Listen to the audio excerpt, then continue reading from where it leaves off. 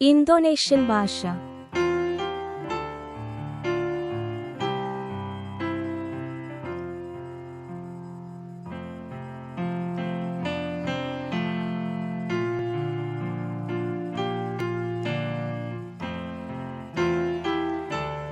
Indonesian ഭാഷ സ്കൂളുകളിൽ പഠിപ്പിക്കുന്നതും ഇലക്ട്രോണിക്, ഡിജിറ്റൽ മാധ്യമങ്ങളിൽ പ്രക്ഷേപണത്തിനായി ഉപയോഗിക്കുന്നതുമായ ഔദ്യോഗിക ആശയവിനിമയ ഭാഷയാണിത്.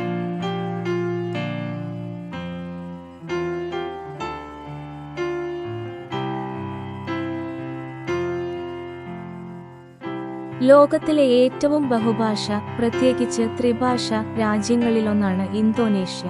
ഇന്തോനേഷ്യക്കാരിൽ ഭൂരിഭാഗവും സ്വന്തം പ്രാദേശിക അല്ലെങ്കിൽ വംശീയ ഭാഷകൾ സംസാരിക്കുന്നു. ഏറ്റവും വ്യാപകമായി സംസാരിക്കുന്നത് ജാവനീസ്, സുന്ദനീസ് എന്നിവയാണ്. ഈ രണ്ട് പ്രാദേശിക ഭാഷകളും ഇന്തോനേഷ്യൻ ഭാഷയിൽ തന്നെ കാര്യമായ സ്വാധീനം ചെലുത്തിയിട്ടുണ്ട്.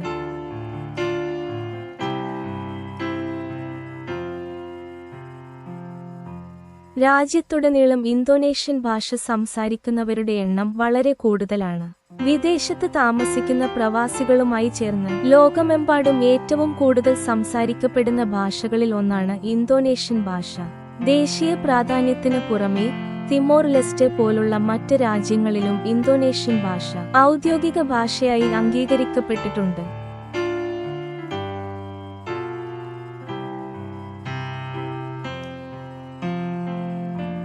ലോകമെമ്പാടുമുള്ള സ്കൂളുകൾ, സർവകലാശാലകൾ, സ്ഥാപനങ്ങൾ എന്നിവിടങ്ങളിൽ, പ്രത്യേകിച്ച് ഓസ്ട്രേലിയ, നെതർലാൻഡ്സ്, ജപ്പാൻ, ദക്ഷിണ Korea, Timor Leste, Vietnam, Taiwan, United States, United Kingdom തുടങ്ങിയ രാജ്യങ്ങളിൽ ഇന്തോനേഷ്യൻ ഭാഷ ഔദ്യോഗികമായി പഠിപ്പിക്കുകയും ഉപയോഗിക്കുകയും ചെയ്യുന്നു. ഇന്തോനേഷ്യൻ ഭാഷയുടെ അടിസ്ഥാനം. കൊളോണിയൽ കാലഘട്ടം മുതൽ, പ്രത്യേകിച്ച് കൊളോണിയൽ കാലഘട്ടം മുതൽ ഇന്തോനേഷ്യയ്ക്ക് യൂറോപ്യൻ രാജ്യങ്ങളുമായുള്ള ബന്ധത്തിന്റെ ഒരു നീണ്ട ചരിത്രമുണ്ട്. ചില ഇന്തോനേഷ്യൻ ഭാഷാ പദാവലികൾ നിരവധി യൂറോപ്യൻ ഭാഷകളിലേക്ക്, പ്രത്യേകിച്ച് ഡച്ചിലേക്കും ഇംഗ്ലീഷിലേക്കും ലയിച്ചിട്ടുണ്ട്. യൂറോപ്യൻ ഭാഷകളിൽ നിന്ന്, പ്രത്യേകിച്ച് ഡച്ച്, പോർച്ചുഗീസ്, സ്പാനിഷ്, ഇംഗ്ലീഷ് എന്നിവയിൽ നിന്ന് ഉരുത്തിരിഞ്ഞ നിരവധി കടമെടുത്ത പദങ്ങൾ ഇന്തോനേഷ്യൻ ഭാഷയിൽ തന്നെ അടങ്ങിയിരിക്കുന്നു. ഇന്തോനേഷ്യൻ ഭാഷയിൽ സംസ്കൃതം, ചൈനീസ്, അറബിക് ഭാഷകളിൽ നിന്ന് കടമെടുത്ത പദങ്ങളും ഉൾപ്പെടുന്നു. വ്യാപാരം, മതപരമായ പ്രവർത്തനങ്ങൾ തുടങ്ങിയ ഘടകങ്ങളുടെ സ്വാധീനത്താൽ ഈ പദങ്ങൾ ഇന്തോനേഷ്യൻ ഭാഷയുടെ ഭാഗമായി മാറിയിരിക്കുന്നു. ഇന്തോനേഷ്യൻ ദ്വീപസമൂഹത്തിൽ പുരാതന കാലം മുതൽ ഈ സ്വാധീനം നിലനിൽക്കുന്നു.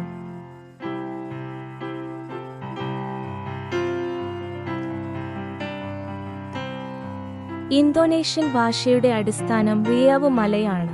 കാലക്രമേണ കൊളോണിയൽ ഭരണത്തിൽ ഒരു പ്രവർത്തന ഭാഷയായി ഉപയോഗിച്ചതിനാലും 20-ാം നൂറ്റാണ്ടിന്റെ ആരംഭം മുതൽ വിവിധ സ്റ്റാൻഡേർഡൈസേഷൻ പ്രക്രിയകൾ മൂലവും ഈ ഭാഷയ്ക്ക് മാറ്റങ്ങൾ സംഭവിച്ചു.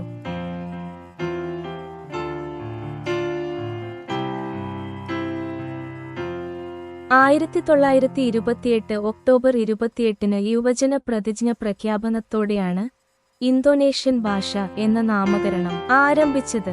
മലായ എന്ന പേര് ഉപയോഗത്തിൽ തുടർന്നാൽ ഭാഷാ സാമ്രാജ്യത്വം എന്ന പ്രതീതി ഒഴിവാക്കാനായിരുന്നു ഇത്.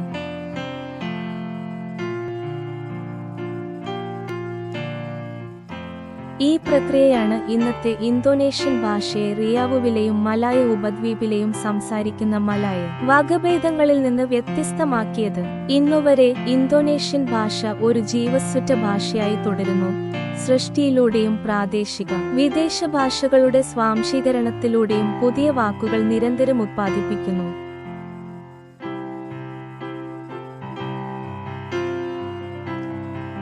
എന്നിരുന്നാലും 90% ഇന്തോനേഷ്യക്കാരും മനസ്സിലാക്കുകയും സംസാരിക്കുകയും ചെയ്യുന്നുണ്ടെങ്കിലും ഇന്തോനേഷ്യൻ ഭാഷ അതിന്റെ മിക്ക സംസാരിക്കുന്നവരുടെയും മാതൃഭാഷയല്ല.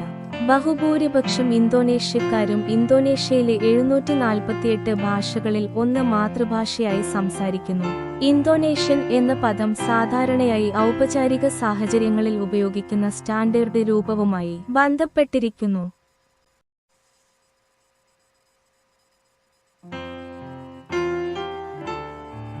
ഈ സ്റ്റാൻഡേർഡ് ഭാഷാ വൈവിധ്യം ദൈനംദിന ആശയവിനിമയത്തിന് ഉപയോഗിക്കുന്ന മലായ പ്രാദേശിക ഭാഷ രൂപങ്ങളുമായി ദ്വിഭാഷാപരമായി ബന്ധപ്പെട്ടിരിക്കുന്നു. ഇതിനർത്ഥം ഇന്തോനേഷ്യൻ ഭാഷ സംസാരിക്കുന്നവർ പലപ്പോഴും ഈ സംഭാഷണ വൈവിധ്യം ഉപയോഗിക്കുന്നു, അല്ലെങ്കിൽ മറ്റു മലായ ഭാഷകളുമായോ അവരുടെ മാതൃഭാഷയുമായോ കലർത്തുന്നു എന്നാണ്.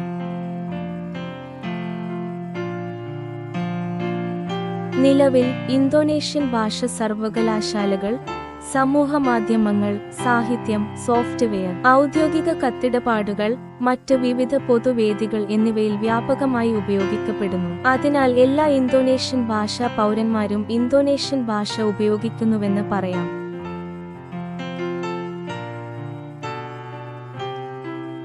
ഇന്തോനേഷ്യൻ ഭാഷയുടെ സ്വരസൂചകവും വ്യാകരണവും താരതമ്യേന എളുപ്പമാണെന്ന് കണക്കാക്കപ്പെടുന്നു.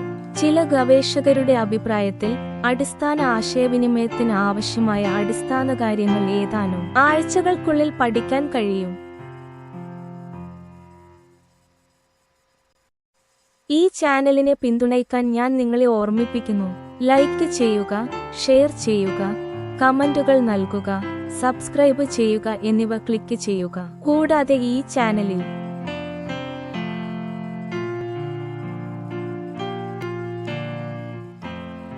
ഈ വീഡിയോ കണ്ടതിന് നന്ദി.